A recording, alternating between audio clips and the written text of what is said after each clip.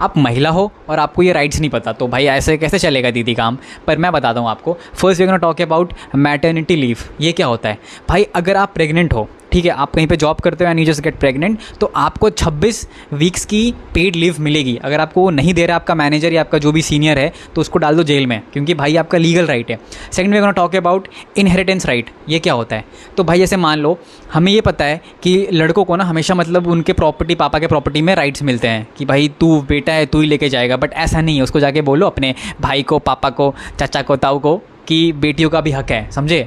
तो क्योंकि हमें अगर देखें एक्ट, कौन सा एक्ट, हिंदू सक्सेशन एक्ट, जिसमें अमेंडमेंट हुआ था 2005 में, तो उसमें बताया गया था कि बेटियों का भी उतना ही हक है जितना कि बेटों का हक है। तो अगर मेरी बहन ये वीडियो देख रही है तो लेके जाओ भाई आप प्रॉपर्टी, कोई दिक्कत नहीं है। नमस्कार। फिर हम बात करने वाले हैं राइट टू मेंटेनेंस। अगर आप सेक्शन 125 ऑफ बीएनएस देखोगे ना, तो उसमें ये क्लियरली मेंशन्ड है कि अगर एक महिला है वो अगर खुद को मेंटेन नहीं कर पाएगी तो उसको ये राइट है कि उसको मेंटेनेंस मिले, तो उसका जो पति है वो उसको देगा ये मेंटेनेंस, ठीक है। फिर हम बात करने वाले हैं फ्री लीगल एड। ये क्या होता है, जैसे मान लो आपको चाहिए वकील, बट आपके पास उतने पैसे नहीं है, फिर आपके पास उतने सारे रिसोर्सेज नहीं है कि आप एक हाई फाई वकील अफोर्ड कर सको, तो भाई आपको फ्री का वकील मिलेगा। जाके कोर्ट में जाओ, बोलो कि यार मेरे को मिल नहीं रहा, तो फ्री लीगल एड वाले आपको वकील देंगे गाइस, ठीक है। फिर हम बात करने वाले हैं वर्क प्लेस कमेटी। ये क्या होता है, जैसे मान लो आप कहीं भी जॉब कर रहे हो, तो वहाँ पे एक कमेटी होनी चाहिए भाई, कि जो कि देखे कि वुमेन के अगेंस्ट अगर कुछ सेक्शुअल ऑफेंसेस हो रहे हैं या कोई भी ऑफेंस वगैरह हो रहा है तो उसके रिलेटेड, तो आपका राइट है कि यहाँ पे एक कमेटी होनी चाहिए। जाके बोलो ऑफिस वालों को, अगर कमेटी नहीं है तो भाई देखो तुम्हारा सीन